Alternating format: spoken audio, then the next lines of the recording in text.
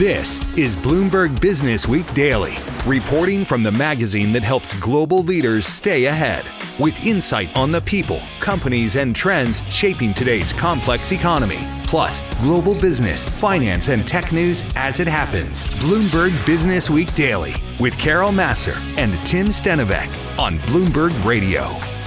Hi, everyone. Welcome to a special weekend edition of Bloomberg Businessweek, looking at some of our favorite guests from the Bloomberg Screen Time event in Los Angeles. Screen Time gathers the moguls, celebrities, and entrepreneurs defining the next phase of pop culture. Over a day and a half in the heart of Hollywood, we discussed and debated the future of Hollywood studios, the boom in sports and live music, and of course, the effect of AI on the creative industries. AI is everywhere. We're going to hear from actors, studio heads, investors, and even a late night host. Not just any late night host. No, he's been in the news a lot lately. His name rhymes with Jimmy Kimmel. That was so lame, but yes, indeed. We are talking about Jimmy Kimmel. We begin, though, in the media space and a conversation between our Lucas Shaw, who organized the event with the Bloomberg Live team, and the CEO of Skydance Media, David Ellison, the two of them in a conversation. We got to start with Paramount. You chased this company for a couple of years, if not longer. If you look at what they own, they have a bunch of cable networks that have been in decline for almost as long as I've been doing my job. They have a movie studio that is, by most metrics, the last place movie studio the last few years, and a streaming service that, in terms of at least engagement, is sort of in the third tier. So why were you so interested in it? What do you see in the company that investors and a lot of other potential bidders did not? Yeah, no, absolutely. It's a great question. First, I just want to say we couldn't be more excited about the place that we're starting with the asset that we purchased, right? We have 80 million streaming subscribers. We have one of the best, basically, content libraries in existence with Paramount and CBS. And I also think you need to distinguish when you talk about the linear business, right? There's cable, which, yes, has been in decline.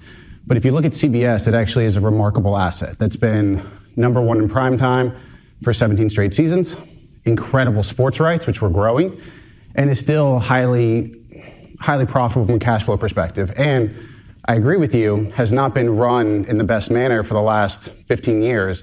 And for me, that's all opportunity. An opportunity to really reignite the creative content engines, to navigate the transition that's required to really turn Paramount Plus into a leader in streaming. And we believe we have the ability to both win in content and also become the most technologically capable media company to effectively navigate this transition. We always looked at, you can look at the music business 10 years ago. We believe we can navigate that. We also really looked at where traditional tech companies were, call it 10, 15 years ago. And there was a period of time where, the Microsofts of the world, the Oracles of the world were being disrupted. And those companies that actually disrupted themselves in transitions are now all trading at all-time highs.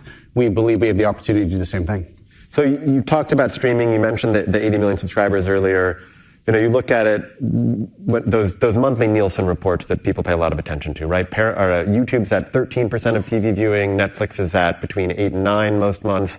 Paramount, when you combine Paramount Plus and Pluto, it sort of sits around 2%. You can correct me if I'm off there, but I think that's about right. So how do you get that up? Forget about 13 or 8, like Disney's in the 4 or 5 range. How do you get that up there? And you've talked about content and tech. Can you get specific on those fronts, like what you're going to do? Absolutely. So look, one of the things we really believed in, look, what I'll say, we're 9 weeks in, and I'm really proud of the momentum the team has been able to build over the last 9 weeks.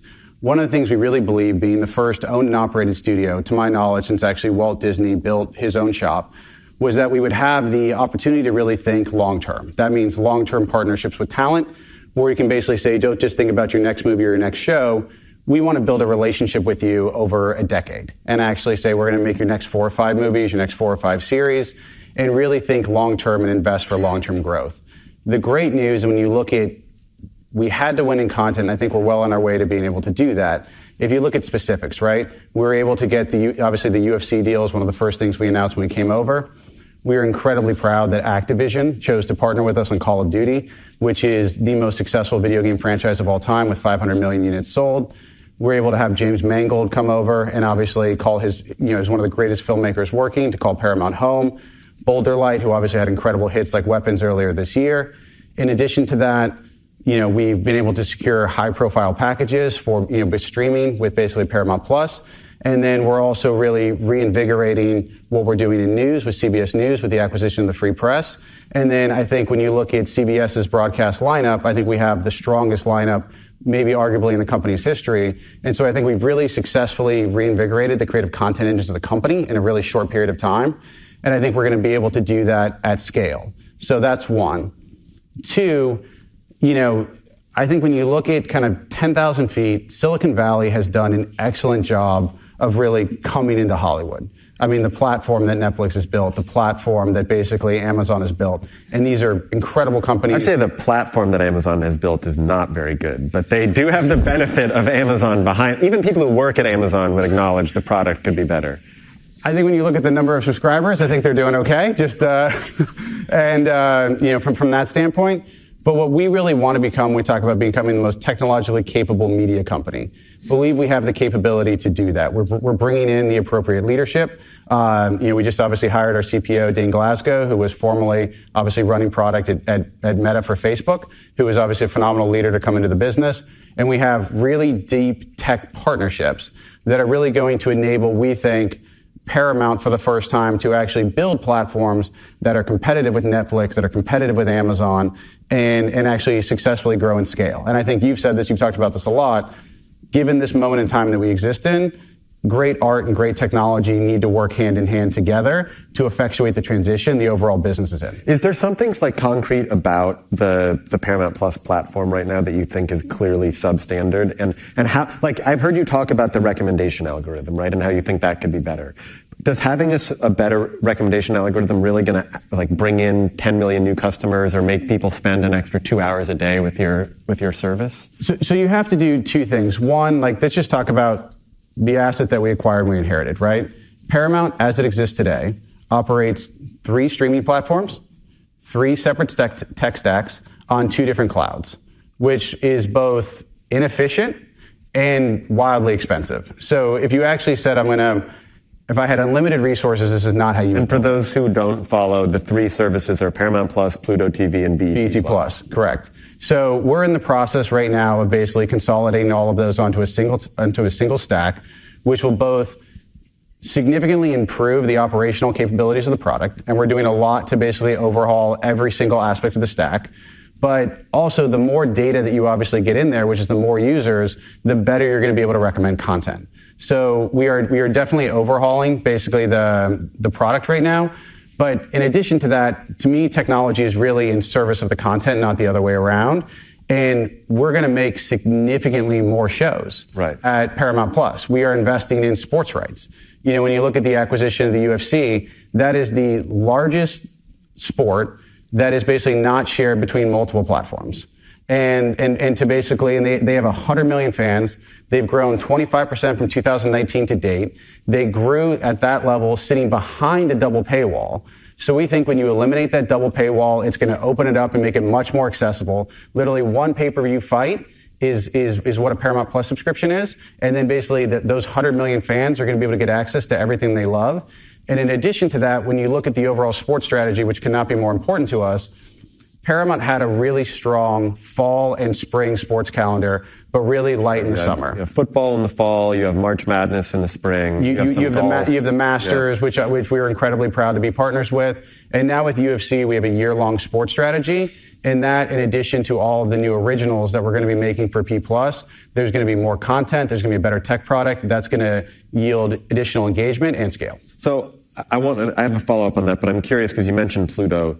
You've talked a lot about combining the back end. How likely is it that you just combine all those services into one consumer-facing app, where if you want to watch Pluto, you're just going to Paramount Plus? So right now we're basically combining the back end. The back end. It's certainly something we've discussed and explored, but not something we're planning to do right now. Got it. And you're in the fun, spending money, showing people you're here to reinvigorate the company phase. When does the less fun part come? So look, one of the things that I think is actually important is this business can be operated a lot more efficiently than it was operated in the past. And, we've obviously announced, $2 billion in obviously run rate synergies. We've said we're going to meaningfully, obviously, exceed those targets. And from our perspective, we intend to do that as quickly as possible so that we can basically get that behind us and then have the entire team just building for the future. So do cuts start before the end of the year? I can't answer that question. Let's go to a couple other questions you probably can't answer. We're going there already. All right. Have you made an offer yet for Warner Brothers Discovery? All right. We're going to talk about tennis? We'll get to tennis at the end. I don't know if you saw it. I asked Greg Peters who is better at tennis, him or Bill Gates. You can probably answer that question. He dodged, but. The honest answer, I actually can't answer that tennis. I've never seen either of them play tennis, so I don't feel equipped to be able to do that. Let's go back to the offer for Warner Brothers Discovery. Fair. So look, we're a publicly traded company, and I think, we're not in a position to be able to comment on rumor or speculation of any kind, because there's a couple of rumors and speculations, obviously, out there in terms of what we may or may not be doing. But look, what I can't comment on is people to kind of understand our mindset, right? And I actually think, ironically, it was David Zaslav last year that said, consolidation in the media business is important. And the way we approach everything is, first and foremost, what's good for the talent community, what's good for our shareholders in value creation, and what's good for basically storytelling at large. And so from our standpoint, whether we were approached any acquisition, I actually do think there's a lot of options out there in terms of what actually might be actionable in the near future. We would approach that through the lens of wanting to make more, not less. So because the natural conclusion, if you were to merge with Warner Brothers Discovery, is you take two companies that combines, I don't remember the content spend between the two of them, but spend billions of dollars, and much as you're combining Skydance and Paramount, you take money out, you would take money out there. Companies that merge don't tend to spend more money on the other side of it. So what I would say, and again, I'm not going to comment on Warner Brothers Discovery, but you said it when you talked about Paramount. You actually need more content to yield more engagement. And so we would actually want to be in the business throughout whatever lens we were looking at of actually producing more, more movies, more television series, more to get to scale, because you need that content, you need that great storytelling to yield engagement. And from that standpoint, we're also in the business, first and foremost, of creating long-term value creation. And, and one of the things I think I hope we've proven, obviously with our family, is we are in the business of building long-term value for shareholders. And I think we've done that successfully. That's Skydance Media CEO David Ellison speaking with Bloomberg's Lucas Shaw. Coming up, more from our conversations at the Bloomberg Screen Time event in Los Angeles. Up next, we'll hear from Warner Brothers co-chairs and co-CEOs Pam Abdy and Mike DeLuca. This is Bloomberg. This is Bloomberg Businessweek Daily with Carol Massar and Tim Stenovec on Bloomberg Radio. We are back on Bloomberg Businessweek looking at some of our favorite guests from the Bloomberg Screen Time event held this past week in Los Angeles. Our Lucas Shaw sat down with the duo behind this year's blockbusters, including Sinners, F1, a Minecraft movie, and Weapons.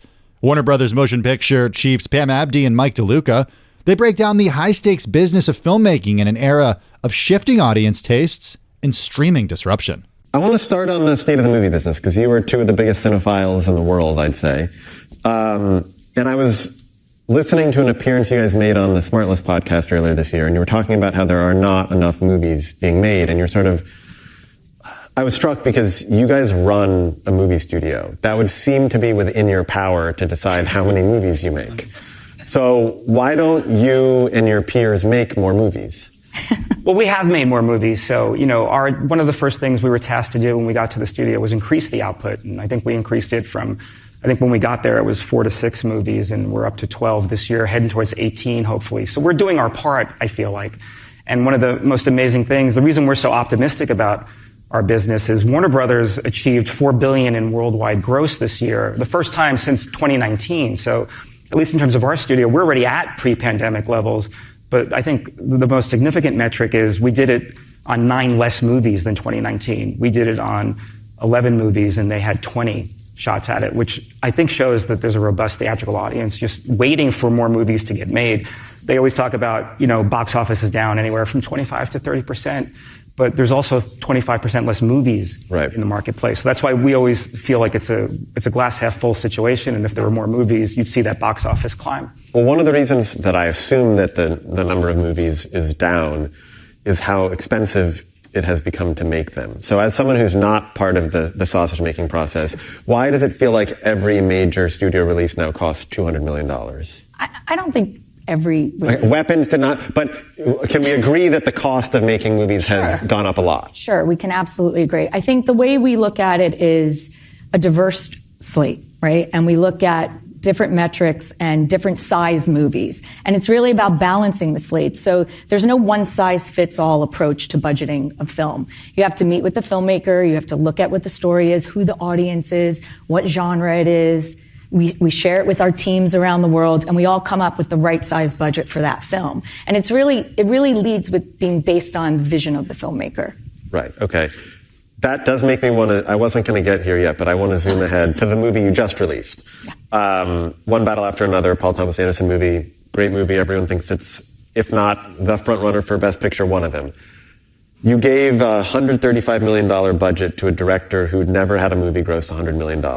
Can you walk me through how that worked in the formula you were just talking about?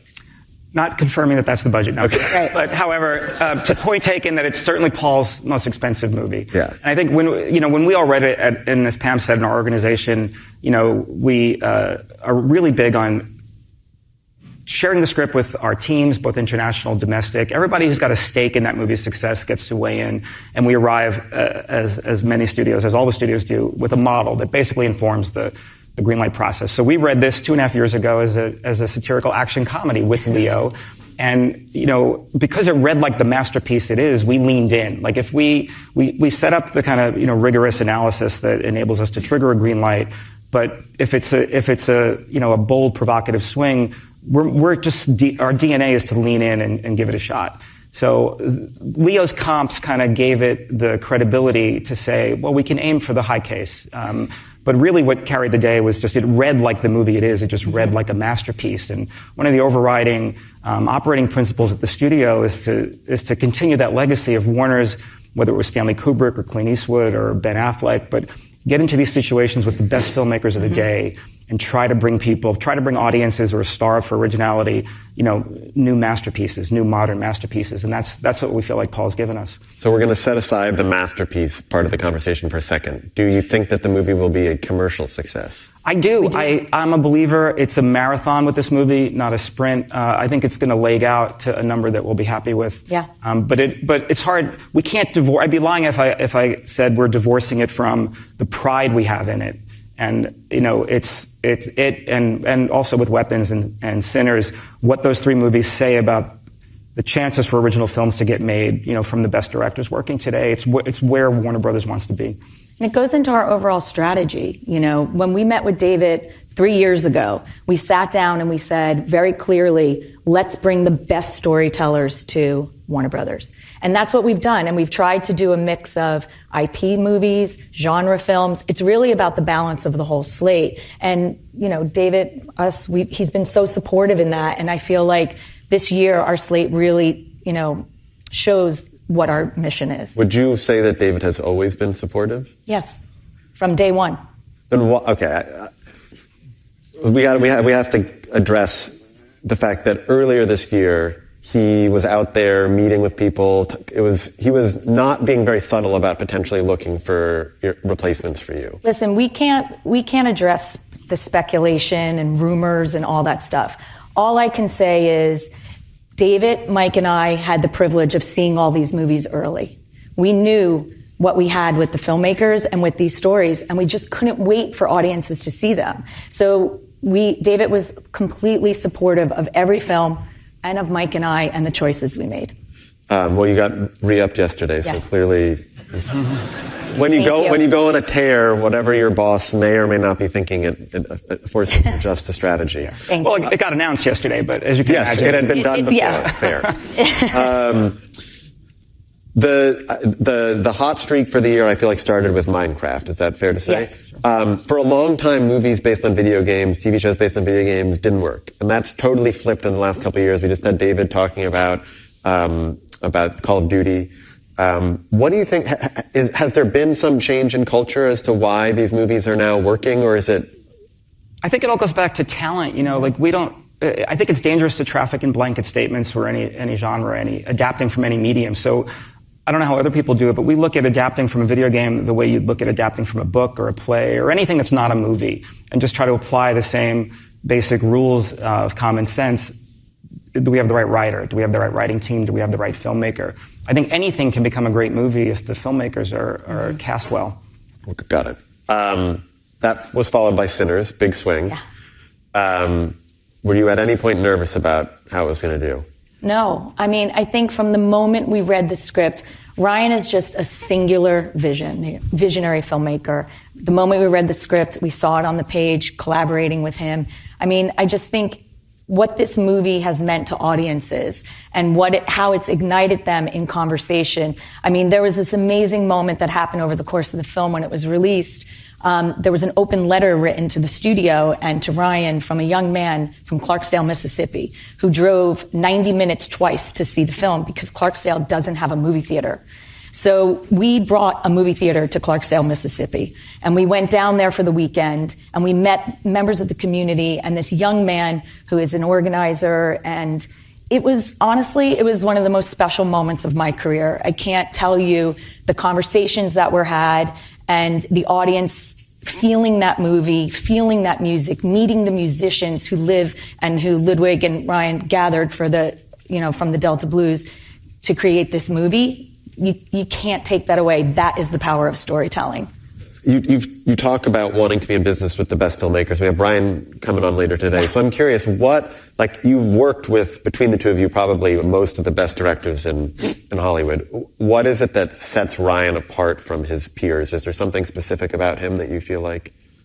We love all our children kind of a thing, but I'm not asking you to say why he's better. I get it. But I'll tell you straight up, Ryan is all heart, and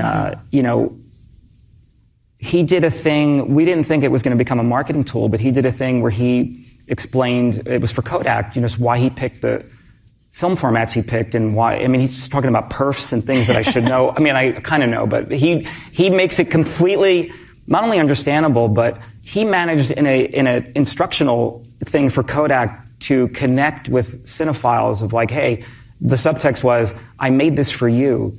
I took the time to really pour over what would be the best presentation of this story for you, a theatrical audience, and they felt, wow, this guy made it for us.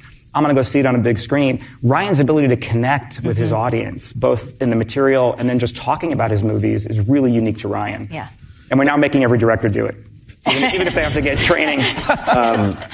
One thing that was really well publicized leading up to the film's release is, in order to get the rights, you had agreed to give him ownership, I think, 25 years after the fact. Mm-hmm.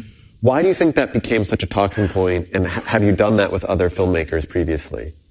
I just think there was an outsized conversation about it because it was unique, but it was unique to this movie and it was unique to Ryan's, to this deal. I think the importance of this movie and how it's affected audiences is what we should all be talking about, because honestly, I went to the theater that opening weekend and seeing audiences on 70 millimeter IMAX, it's the greatest feeling in the world. Both of you talked about the Kodak video. One of the things that I think Minecraft and Sinners shared is they both developed a lot of momentum online, which felt organic. Right. And so I'm curious, when it feels like a lot of things become hits almost beyond your control, how do you plan for that when you're thinking about green lights, when you're thinking about marketing? Because you obviously can't factor in well, this one's going to go viral on TikTok and this one's not. Right. Well, one of the things David tasked us with was, even though we inherited the organization, what's the right balance for the era that we're in? So that involved a reorg of marketing and distribution. So when we elevated the next generation of marketing leadership at the studio, we talked about virality a lot. We talked about where audiences are getting their movie advertising now and what the kindling is for each project to light those bonfires online. And getting that core audience, whether it was the gamers on Minecraft or the African-American audience on Sinners, really white hot over something, that we knew they were going to like, and being able to amplify that heat to the general audience really became the coin of the realm in our new marketing department. So while you can't plan for it, you can arrange the chess pieces to take advantage of it if it happens. Mm-hmm. Are we going to get sequels to either Minecraft or Sinners? You're definitely going to get a sequel to Minecraft. Sinners is such a singular vision from a signature filmmaker. And it wasn't really set up to be an expanded universe. We just think it's, again, another cinematic masterpiece we're lucky to have. Yeah. That's Pam Abdi and Mike DeLuca, the co-heads of Warner Brothers Motion Pictures, speaking with Bloomberg's Lucas Shaw. Coming up, more from Bloomberg's Screen Time held this past week in Los Angeles. Up next, Lucas Shaw sits down with late-night host, get ready for this, Jimmy Kimmel. They spoke just after coming off of Jimmy Kimmel's suspension by ABC. This is Bloomberg. This is Bloomberg Businessweek Daily with Carol Massar and Tim Stenovec on Bloomberg Radio. We are back on a special edition of Bloomberg Businessweek, looking at some of our favorite guests. Actually, they were all our favorites. Let's just put it out there because they were unbelievable. The conversations, the people who are at Bloomberg Screen Time that was held this past week in Los Angeles. Late night host Jimmy Kimmel joined Bloomberg's Lucas Shaw, this in the wake of his controversial and temporary suspension by ABC. Kimmel reflected on the evolving future of late night TV and media in the President Trump era, divided audiences, and the high stakes of satire in today's charged climate. Thanks for being here. I know it's been a weird few weeks. Has it? Yeah, I think so. Yeah. I want to start at the beginning if we can. When I was born? Yes. It was in a manger. Well, so since you brought it up, we're going to talk about everything that happened. Have you listened to this AI podcast about your life? No. I found it doing some research. They have an AI voice that just narrates. The first episode is your life until you get hired on ABC. The second episode is your career at ABC until recently. And the third episode is very recent. We can fact check it. Does it have the details of my divorce? No. But it does have a line, the Kimmels weren't wealthy, but they weren't struggling either. They were in that sweet spot of American middle-class life where dreams seemed achievable and laughter came easily around the dinner table. That's pretty spot on. This AI is terrifying. How long after the initial episode where you made the comments about the assassination of Charlie Kirk, the Monday episode, did you realize there was a problem? I didn't think there was a big problem. I just saw it as distortion on the part of some of the right-wing media networks, and I aimed to correct it. I have problems like all the time. And it's kind of funny because sometimes you think, oh, this is not a problem. And then it turns into a big problem. And then sometimes it goes the other way where you think like, oh, this is going to be a problem. And nobody really notices. And so at what point did you realize this was a problem? I think when they pulled the show off the air. I was like, well, that's unusual. Yeah. And what were the conversations with Dana and Bob that led to that?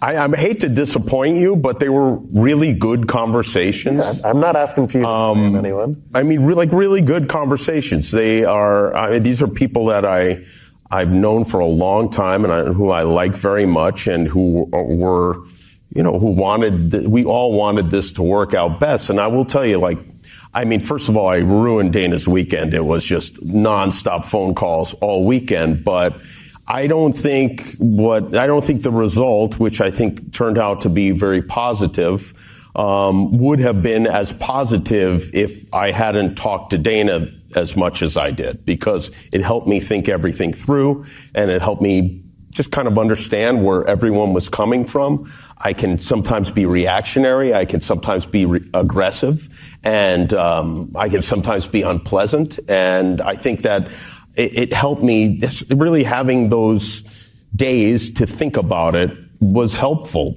Okay, I have a dumb question about this. As someone who was kind of reporting on it in real time, trying to figure out what's happening. So the show goes off the air. You have all these conversations, and when you all made a decision to put the show back on the air, as my understanding at the time was, it still wasn't exactly clear what you were going to say. They still hadn't resolved the issues with the affiliates.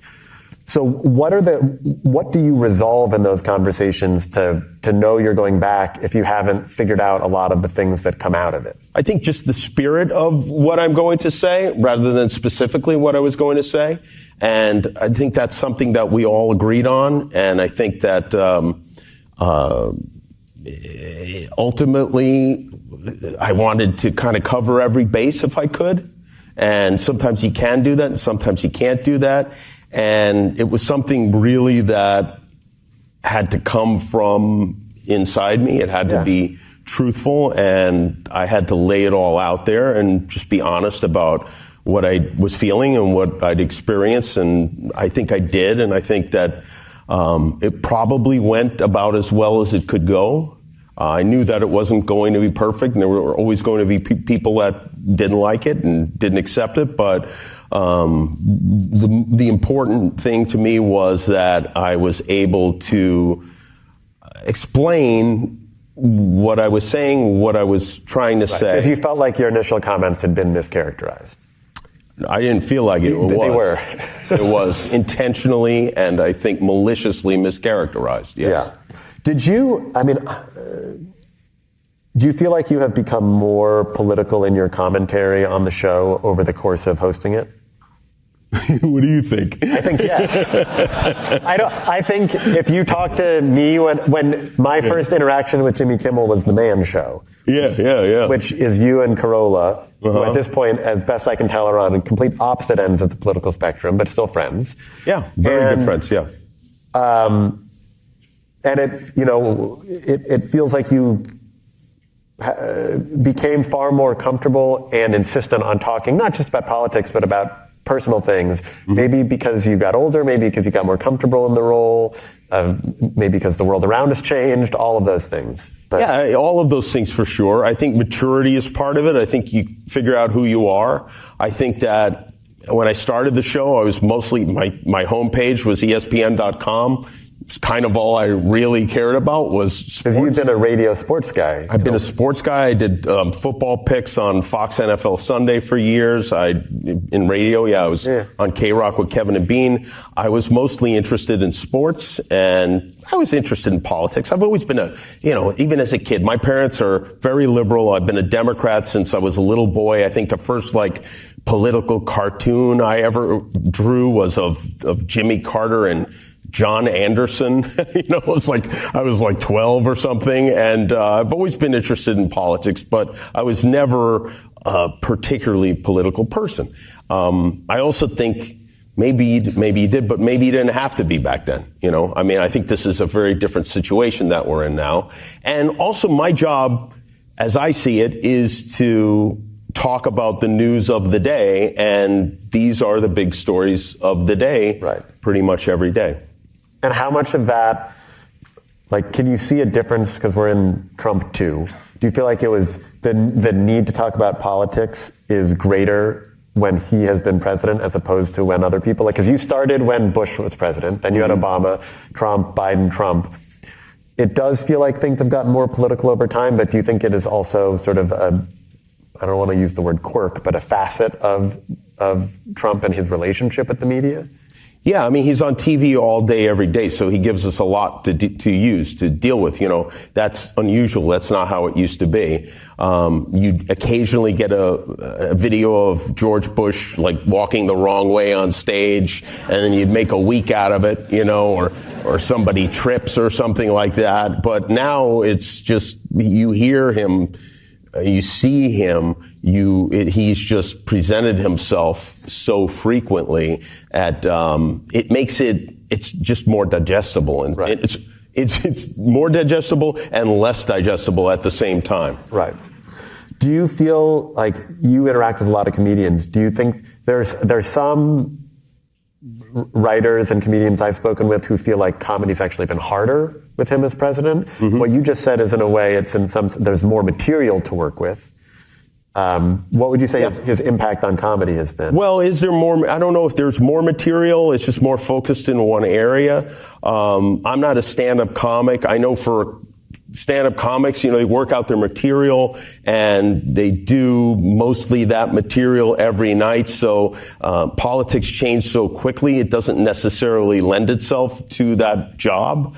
For me, I've always been more interested in doing new jokes when I started on the radio every day and doing new jokes every night. I don't love the idea of repeating myself.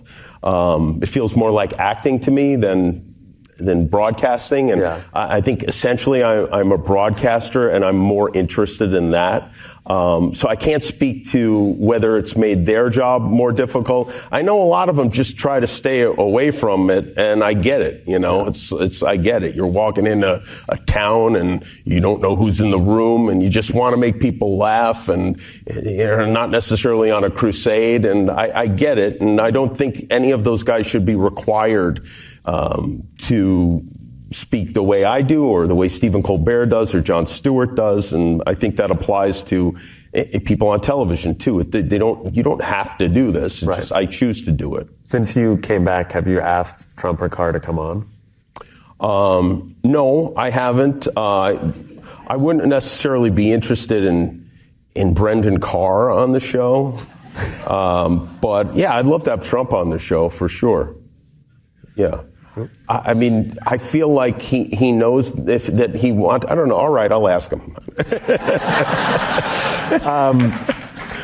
I'm curious about you had Aziz Ansari on this week, and you pressed him a lot on this Riyadh Comedy Festival that a bunch of comedians went and did.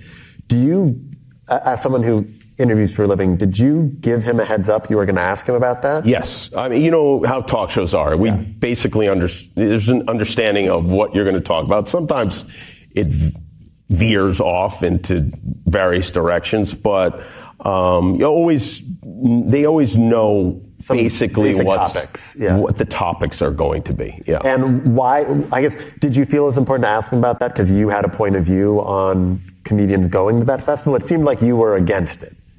I wouldn't have gone, but I wanted to hear his reasons. And I thought he had some compelling reasons, and nothing's black and white. It's not something I would do, but I do understand the idea that if we close ourselves off to the world, or we isolate somebody, that maybe it's not good. I don't know that my reasoning is the correct reasoning.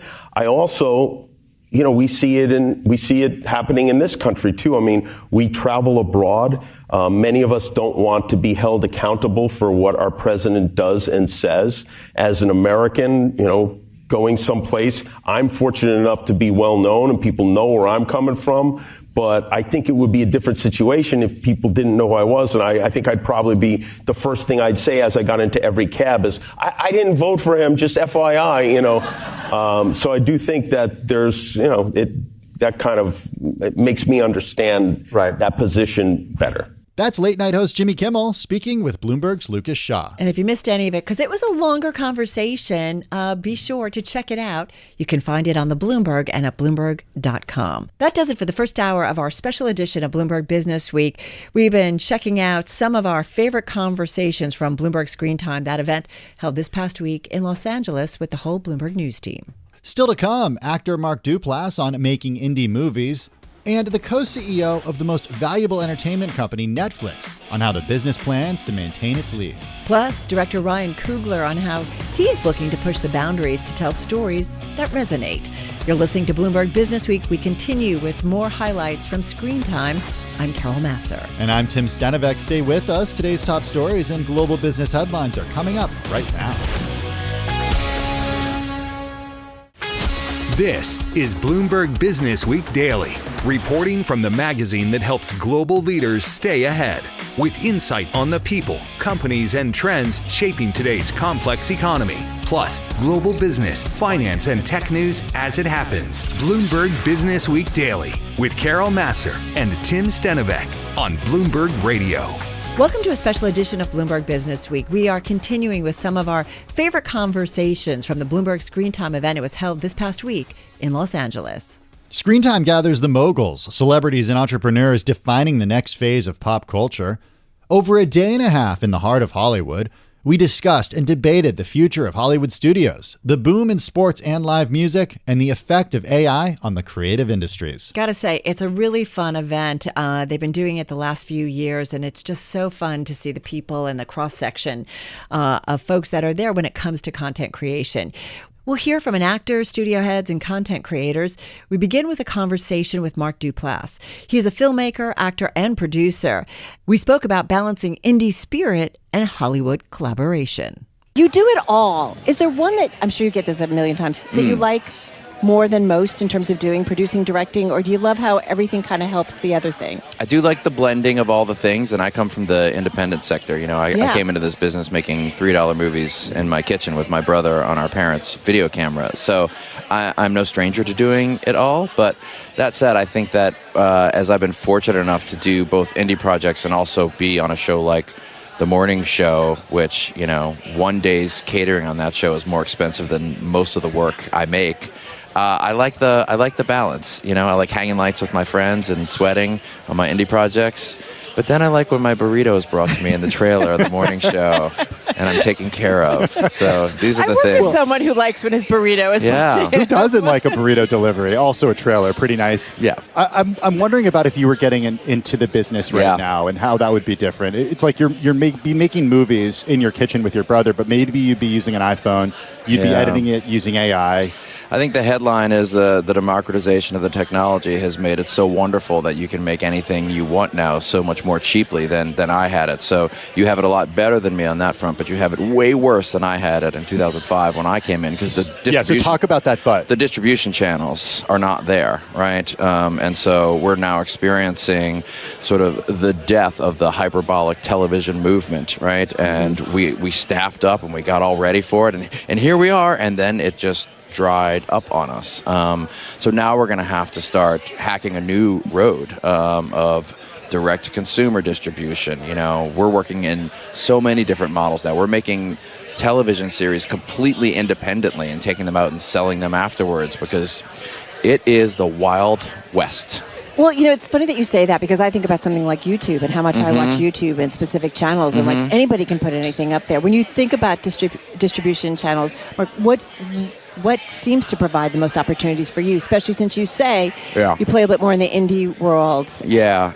I mean, look, I'm very, very fortunate in that I've been doing this for 20 years. Yeah. So, I at least have somewhat of a name that people are interested in working with us. But I think YouTube is certainly exciting because you can put it up, it can catch fire, but the monetization of that and sustainability is really questionable in my opinion. But then you have these smaller sub-streamer services, like you look at Dropout TV and what they're doing in comedy, and you look at Shudder. They've become the home of horror fans as a subsidiary under AMC, and they're doing things in a low-cost model. So I think the future here is going to be figuring out how to make things relatively cheaply, cutting your big producer fees, cutting a lot of everybody's fee across the board, and then when you're in a position to be on top in power, really share that back end with people. And that's how I came up in independent film. We would make movies for $150,000. Everybody would make $100 a day. It was creative communism. And then you get points. We could take them to Sundance and sell them for a couple $1,000,000. And the sound guy would make $50,000 and buy a home. It was a beautiful time. It's not quite that easy anymore, but there's something in that model that will still work. I talked to somebody who lives out here. He's in the industry. He's been doing this for 30 years. And he was like, I've got award-winning casting directors walking dogs on Rover to make ends meet. No, it's real. Is it that bad? I mean, I live in the Valley, which is, the place where basically below-the-line union heads were able to buy their homes, and that was under the sort of unspoken promise that this industry would continue to boom. Strikes, fires, but not just that. The death of the streaming wars, which were unsustainable that was just an arms race to see Netflix who could choke somebody out, right? Netflix and Apple are the winners? I mean, TBD, because we could see a merger happen in 5 minutes after this that changes everything. And there are, I won't go that far, but yes, there are certain people that have interest in those mergers and don't have interest in them. So do you see the industry getting better? I think the industry is going to change. Look, I've been in this for 20 years. I know people who are been in this for much longer than me, and there are times when, oh my God, it was the 1980s. If you had a movie that had, a gun and blood and some fighting in it, you could take it to VHS and you'd make your money, and it was a killer. In the 90s, it was that for DVDs. In the 2000s, the streamers came in, and I got to make all these cool movies for Netflix and TV. But it's going to change. We don't know which way it's going, but we got to be vigilant. We've seen it in the media industry, and we still like being in it. It's incredible to be 30 seconds. You're still having fun. You like it. I love it. I don't say I'm having fun all the time. I feel a deep responsibility for my brothers and sisters in LA and in New York and everywhere who are just getting choked out by this business. That's actor Mark Duplass. We also got a chance to hear from Elena Mayo, the head of Orion Pictures. She spoke with us about reviving a legacy studio with a modern mission. This is like the underlying theme of the entire event. How do we improve And why things? are we here? Well, I think we're here because we have so much change and so much dynamism. And the reality is that no one really knows what the next wave of media, content, Hollywood is going to look like. So we're at this incredible inflection point and having to innovate in real time and build new systems while the previous systems are being dismantled, are evolving, are changing. So, while I wish I had a quick answer to your question of how do we do it, what we ended up talking about mostly is how do we just create enough sustainability for artists so that everyone can sustain this moment in time. And so whatever's on the other side of this, whatever that looks like, that the creative voices that build our industry can still survive. Does it get worse before it gets better? I mean, if you look at it with a long lens, define worse, right? If you look at it with a long lens, this business has always been challenged. This business has always gone through dips. It's always gone through ebbs. And how long this moment of uncertainty lasts is probably longer than any of us would love. And if that's how you define worse, then yes. But I think, I think it's just going to always be changing. I don't know if it's going to get worse or better. I think we're going to continue to change and evolve. I always think about supply and demand cycles. I've got a degree in economics, and I think about the world in that way. And I think there was a period where we thought, man, if you're a content creator, you are good as gold because there's so many, different platforms that need your services. They need your content. And then all of a sudden, I think there's a lot of content and maybe... I don't know, there was too much content and the oversupply. So where is the rebalancing or how do we get back to a different level? I think we're seeing the rebalancing now. I will say I personally am a little bit worried about the level of consolidation that we have because I do think that it is hard to keep things weighed in the favor of the creators and of the artists, which is really the community that we need to continue any sort of artistic endeavor in media. But, I think Mark said something, he may have already said this to you guys earlier, but that I think is a really important bit of context, which is the past 10 years of the streaming arms race was a boon. Like that was a spike. That was an abnormal state of our industry, right? So this is a little bit corrective, right? It's not completely just the, earth has fallen out underneath us. This is a little bit of a correction of something that was a real kind of an aberration in of itself. So a good thing. A little bit, maybe? But not good if you're a content creator. Yeah, I was going to say.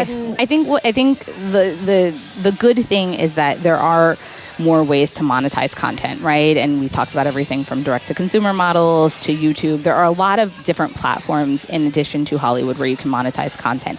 How you do that, right, is the thing that a lot of us don't yet know. Is when he pauses, this could be serious. It's political, too. Yeah. The president has weighed in recently, and he said the way to fix this is to put tariffs on films that are made outside the U.S. You're shaking your head.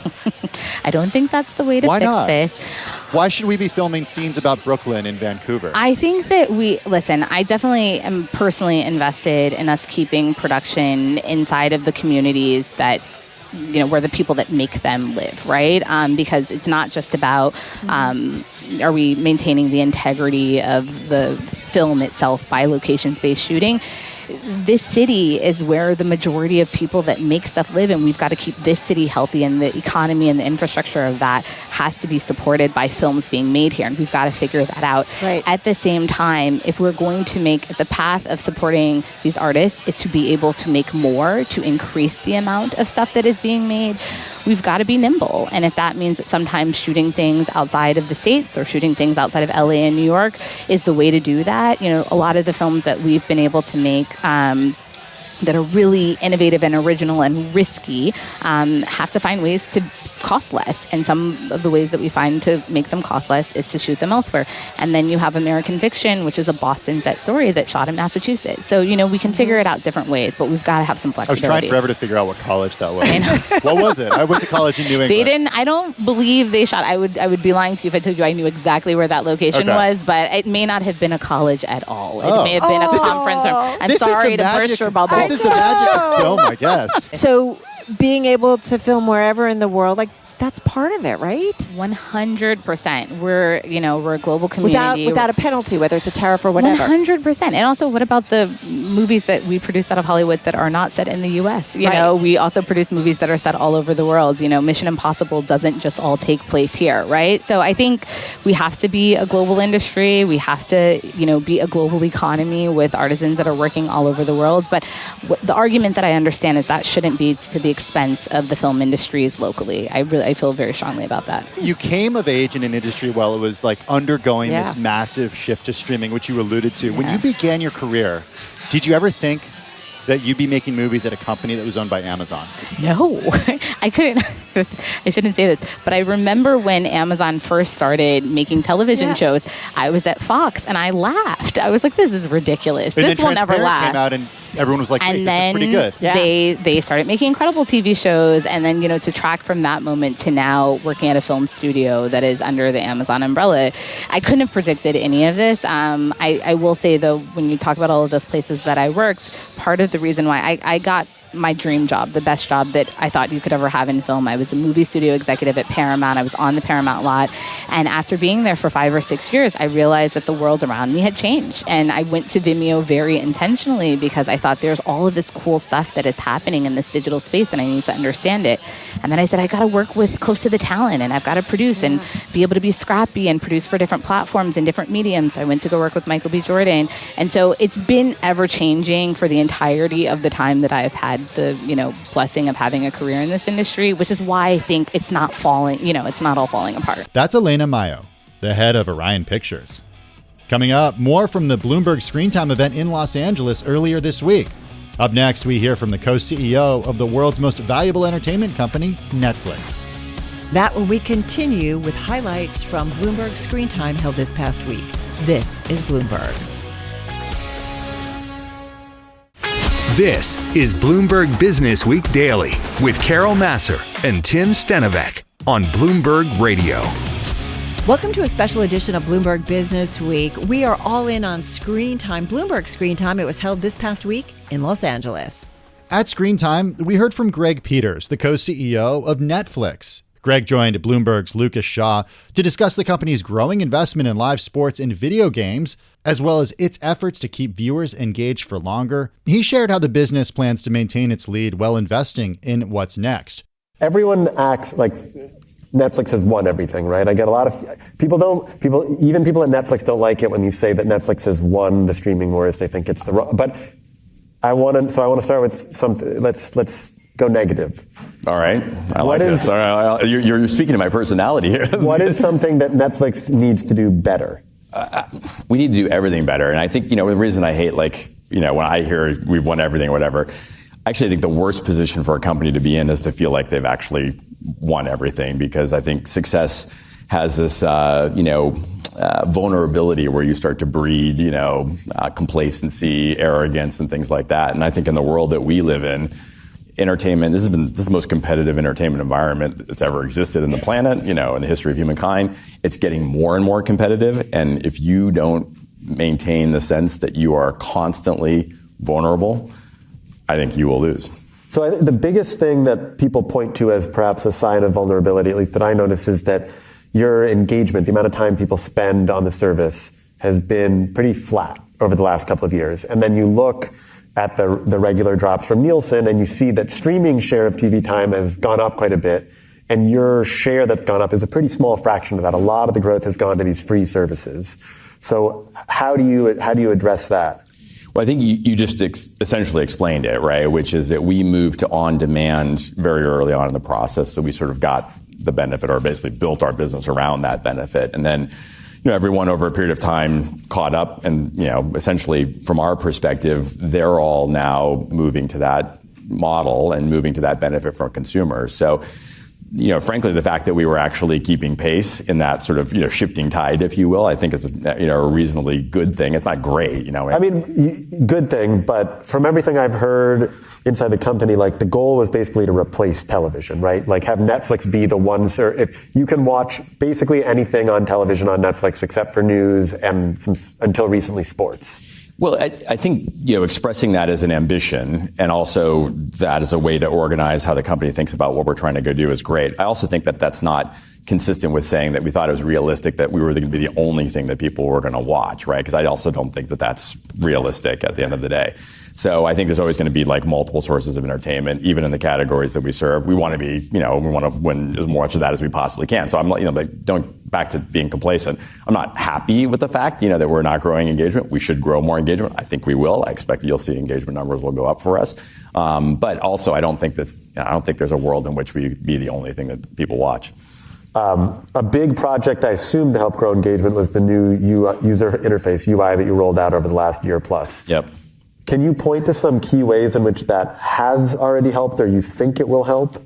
Well, I would say a lot of what we've been doing is essentially re-architecting the entire stack. This is from sort of how algorithms get calculated. We used to calculate overnight everyone's recommendations. When they show up in the morning, we would have that baked. Now we do it dynamically on the fly. And now we've created a UI where essentially you can, connect those algorithmic pipes in and also launch new modules. Can you use words that I'm not even going to insult the audience here, that I will understand? Sure. Yeah. So thank you.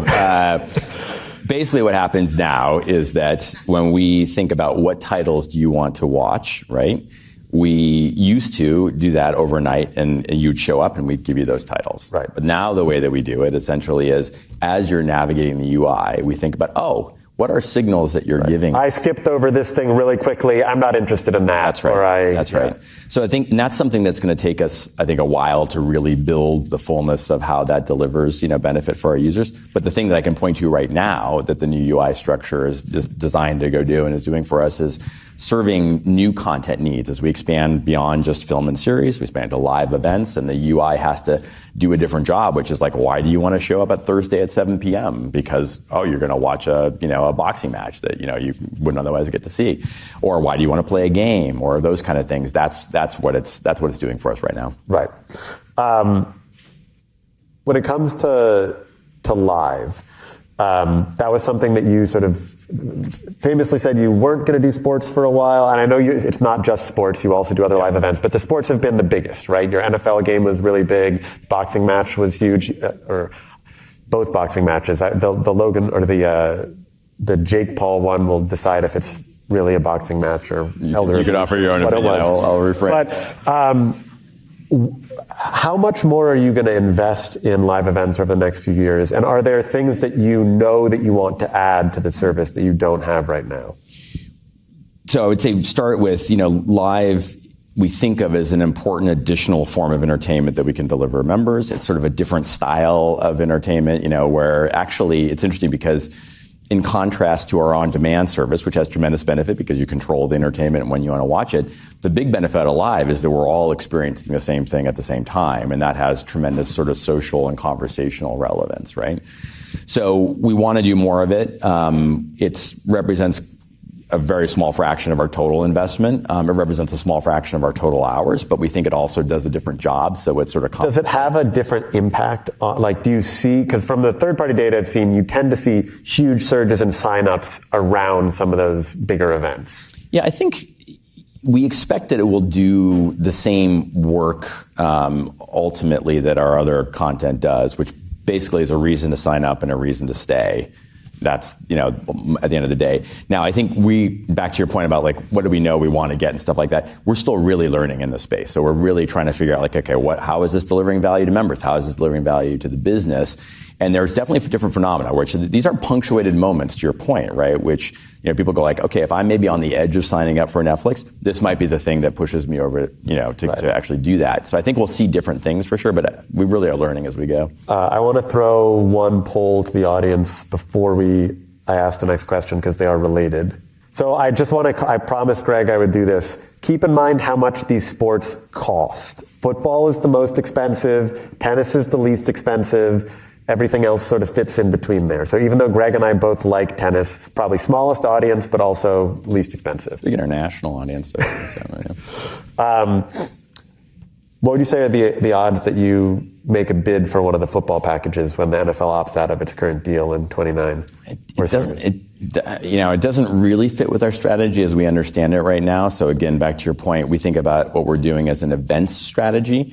And it turns out, as you said, sports are big events, right? And so we can plug those into that strategy. But we also want to make sure that we're being really, really disciplined about, are we investing in ways that are profitable for the business? And some of the big league sports things, we don't actually have a way to figure out that math. Soccer. Okay, all right. Well. Although isn't the sort of the magic of football? I get that the NFL is maybe tricky for you and that it's not global and how expensive it is, but the reason it's so successful, it's the one sport where like every Sunday sort of is an event. It's amazing in that regard, right? But I think to some degree that lack of substitutability is, of course, what gives the rights holders the leverage, and they've done a pretty good job at getting paid. I know you have. I can tell that you guys have this vision of where like you have more leverage than the sports leagues in a negotiation, and that has basically never happened in media. That's right. So until it happens, I would say you should have some skepticism about that. Okay. One other thing that you guys have basically never done is large-scale M&A. But the bigger you get, the more you tend to get tied to different companies, different deals. There's been some reports around you guys being interested in Warner Brothers Discovery. Is there any truth to that? I'd say this, we come from a deep heritage of being builders rather than buyers. I also think that it's, one should have a reasonable amount of skepticism around big media mergers. They don't have an amazing track record over, the history of time. So, I would say it's our responsibility to evaluate all our options and try. So you'll have a conversation, but the odds of an offer are pretty low. Yeah, our job is to figure out what's the best way to grow our business, right? And we have to think, really carefully, how do we invest, our capital, our time, and our attention? And if that's the best way to do it, great. And if it's not, then we should do something else. One area you're investing a lot of capital right now, or you might quibble with a lot, but it is gaming. Small fraction of our total investment, but yes. I appreciate you saying that.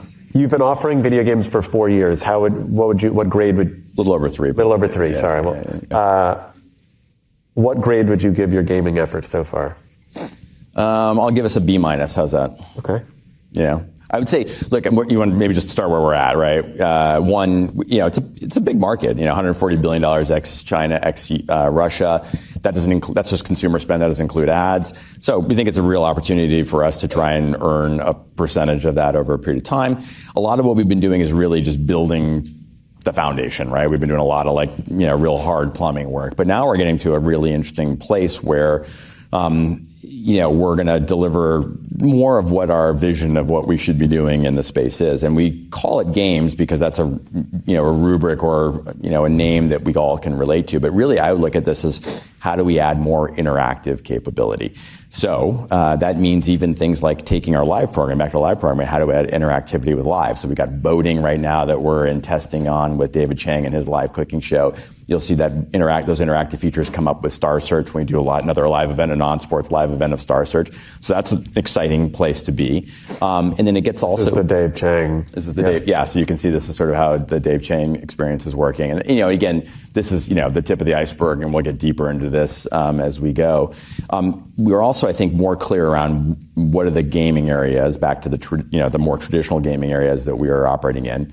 It's a lot of interactive games around our IP. So you think about what we did with Squid Game. I don't know if you saw Thronglets based on the Black Mirror universe, but did not. It's worth checking out because if you're a Black Mirror fan, it's so in universe. And the fans of Black Mirror just loved it because it was like they were having a meta experience there too. But even like Happy Gilmore, we did a golf game with Happy Gilmore that got a remarkable amount of consumption. Do most of the people who use Netflix know you offer games? I would say, that's part of, frankly, what's been hard about this. And I think it's hard for any brand that has a deep, consumer sense of what are you doing for me, right? And then you're like, well, I'm going to do this as well. And it takes a while to really build up that sense of what's happening. That's Netflix co-CEO Greg Peters. Coming up on Bloomberg Business Week, more from the Bloomberg Screen Time event held this past week in Los Angeles. Coming up, director Ryan Coogler on the state of Hollywood, the vision for his multimedia company, and how he's looking to push the boundaries to tell stories that resonate. Sinners, anyone? Well done, well done. That's all coming ahead as we continue from Bloomberg Screen Time. This is Bloomberg. This is Bloomberg Businessweek Daily with Carol Massar and Tim Stenovec on Bloomberg Radio. We are back on a special edition of Bloomberg Business Week. We are highlighting and checking out some of our favorite conversations from the Bloomberg Screen Time event. It happened all this past week in Los Angeles. Ryan Coogler and Sev Ohanian are the creative forces behind proximity media in films like Judas and the Black Messiah, Creed 3, and this year's Oscar frontrunner Sinners. Bloomberg's Lucas Shaw caught up with the pair and heard from them on the state of Hollywood, the vision for their multimedia company, and how they are looking to push the boundaries to tell stories that resonate.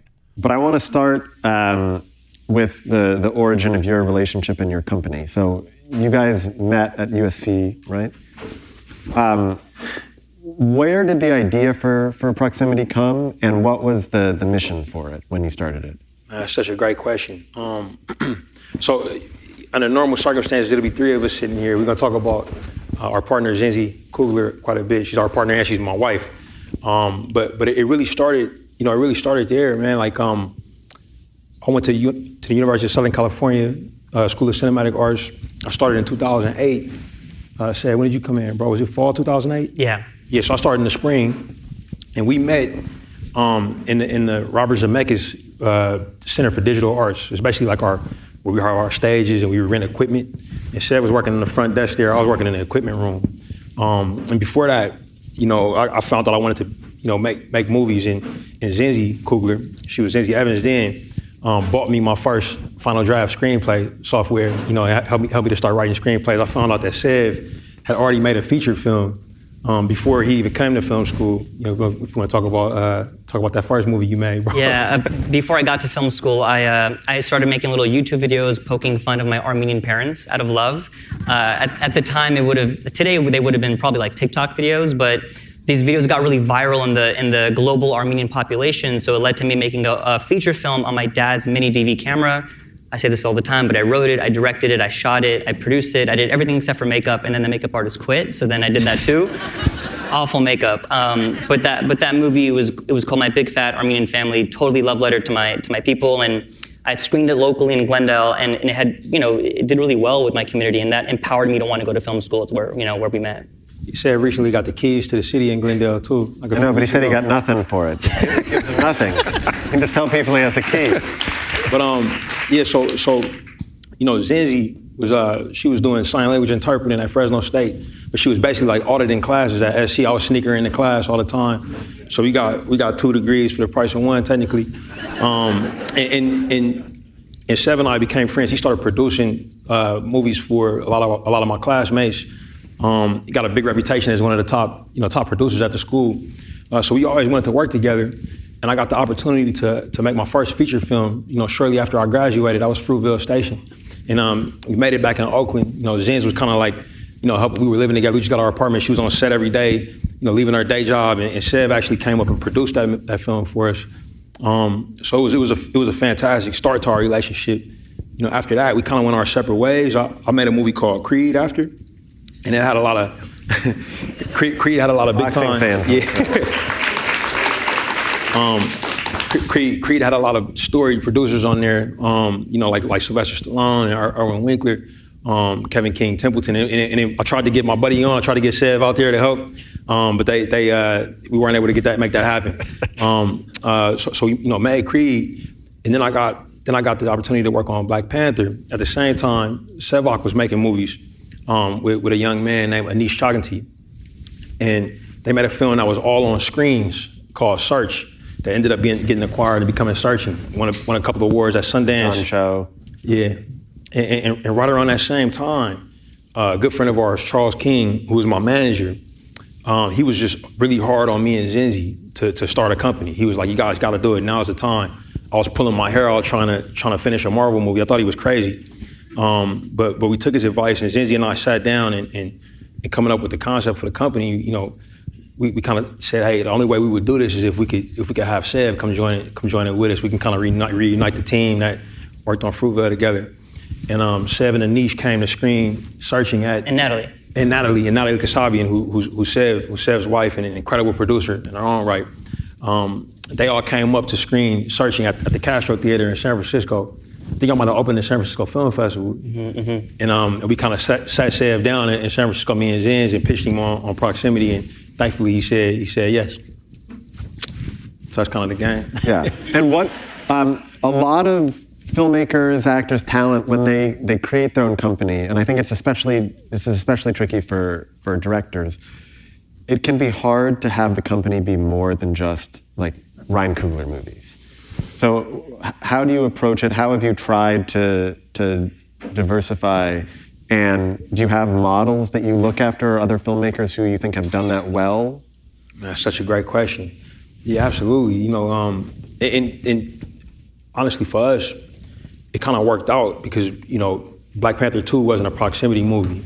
We actually started the company like right before the pandemic kicked off in late 2018. And our first 3 movies that we made, I didn't direct them. You know, it was a crash course in producing. You know, we did Space Jam: A New Legacy, we did Judas and the Black Messiah, and then we did Creed 3, which was Michael B. Jordan's directing debut.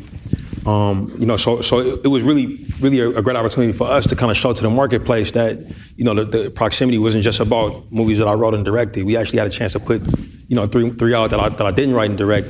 You know, so I don't know if you want to talk. No, I mean, as a matter of fact, we've made a number of movies, a lot of shows now, documentaries, and only one of our projects has been, you know, a Ryan Coogler directed film. So, like Ryan said, right out the gate, we had Judas and the Black Messiah. That was a film that honestly was one of the reasons we were sparked to starting the company. We realized that there was an opportunity here to help support an incredible filmmaker, Shaka King, and getting that movie made. And I think Judas is a good example. Like a lot of the projects that we make, the ones that Ryan directs and are not necessarily films that on paper seem like obvious hits or sure things. And I think having that be our first film really as a company, I think it helps set the tone for what we were trying to do. Both, correct me if I'm wrong, both Space Jam and Judas and the Black Messiah sort of came out into COVID. And Judas was part of the whole Warner Brothers experiment where it was on streaming and theaters at the same time. I forget Space Jam was too? It was too, yeah. Did you feel like, and I realize pandemic skews all of this a little bit, but having had movies come out in all different ways, do you feel like having it drop in theaters and streaming at the same time was a different experience as a producer, as a filmmaker? Did it have any more or less of a cultural impact? Man, that's such a great question, man. It was our first time doing it, you know. So, and you got to remember, man, people were dying, bro. Like it was everything was shut down. You know, I remember talking with Malika Andrews. She was talking about going into the COVID bubble to go. Yeah, like you know, like the NBA wasn't like nothing was happening. We didn't even know if our careers would exist anymore, to be honest. So when we found out on both films that was what was happening, you know, we called both filmmakers. Malcolm D. Lee on Space Jam and Shaka King on Judas. And I remember, you know, Shaka, God bless him, he was caretaking for his parents, trying to keep them, because they were elderly, trying to keep them from getting sick. He was in the heart of New York when New York was going through all that they were going through while he was trying to finish the movie. And he was just happy that people were going to see it. You know what I mean? Like that was kind of his reaction. You know, looking back on it, the world was going through a lot. We were blessed to have the opportunity to have Creed 3 come out, you know, theatrically with Amazon MGM. You know, and there is a difference, you know, when folks have a chance to see the film in theaters and it gets to be a moment before it actually goes to the streaming space, you know. But at that time, you know, we were just getting started, and it was kind of happening to so many different films and filmmakers. You know, it was kind of just what it was, you know. Yeah, I'm curious on that. Have you ever thought about, or would you make a movie for a streaming service? Would you make a Netflix movie? Man, that's a great question. I mean, I'm waiting for one where I ask and you go, that was a shitty question. Yeah. I mean, you know, you're good at your job, bro. Like, it's just actually the first time anybody's ever asked me that. You know, I'm not here to say what I would and wouldn't do in the future. You know, but the theatrical experience is one that means a great deal to me. It means a great deal to us. Mm-hmm. You know, and you know, like I think that I feel a certain responsibility. Like if Fruitville had happened a calendar year later, it probably would have come out on streaming. You know, I've been fortunate enough that everything that I've written and directed has been a theatrical release. So I feel a duty to try to protect that. You know, but that's where I'm at today. Yeah, that theatrical experience triggered. We were talking with Mike and Pam earlier about that video that you made related to Kodak before Sirius came out, which sort of went viral on the internet. Mm-hmm. How did that come about, and why do you think that resonated with people so much? Probably a lot of people who have no idea what you were talking about. Yeah, I mean, it came about from just conversations with us, internally, one thing that I thought it made sense to do was to let audiences know why we shot the film the way that we did. Let audiences know that it was a unique thing that hadn't happened before. In this day and age, everybody's fighting for everybody's attention, and it's a lot of really compelling things that anybody can find on their phone, on their news feed. There's so much happening in the world. There's so many talented creators. I saw y'all had Twitch streamers on here, and all of that stuff is incredibly compelling and addictive. And people need a reason, to hire the babysitter, to make the date and to go out, stand in line and go, and for us, we felt that we should put it all out there for folks. We never in a million years, like Zinzi and said, were there with me. That's actually Zinzi's handwriting on the whiteboard, because my handwriting is chicken scratch. You know what I'm saying? But they were right there that day. We all worked on it, and Warner Brothers was incredibly supportive with the video. Gave us their BTS team to shoot it and stuff. We never thought that millions of people would see it. We were hoping that we would be happy with a few thousand. You know what I mean? Like people who were really interested in film projection and interested in the theatrical experience. But it really took off in a way we couldn't have imagined. That's Ryan Coogler and Seb Ohanian, co-founders of Proximity Media. And that does it for this special edition of Bloomberg Business Week, featuring some of the highlights from Bloomberg Screen Time. It was held this past week in Los Angeles. If you want to check out all of the conversations, just check out the Bloomberg Terminal or head to Bloomberg.com. Be sure to tune in to Bloomberg Businessweek Daily, Monday through Friday, starting at 2 p.m. Wall Street time on Bloomberg TV, Bloomberg Radio, and on Sirius XM channel 121. Also, check us out on Apple CarPlay and Android Auto, free in the Apple App Store or on Google Play. You can also watch our daily broadcast on YouTube. Just search Bloomberg Podcasts. We're simulcast on Bloomberg Originals, available at Bloomberg.com/originals, and streaming platforms, including Roku, Amazon Fire TV, Samsung TV Plus, and more. Find our Bloomberg Businessweek Daily podcast at Bloomberg.com, Apple, or wherever you get your podcasts. And the latest edition of the magazine is available on newsstands now at Bloomberg.com and always on the Bloomberg Terminal. I'm Tim Stenovec. And I'm Carol Massar. Have a good and safe weekend, everyone. Check out, watch something, streaming, a movie, a sports event. Check Sinners out if you haven't seen it. Good idea. But do stay with us. Today's top stories and global business headlines are coming up right now.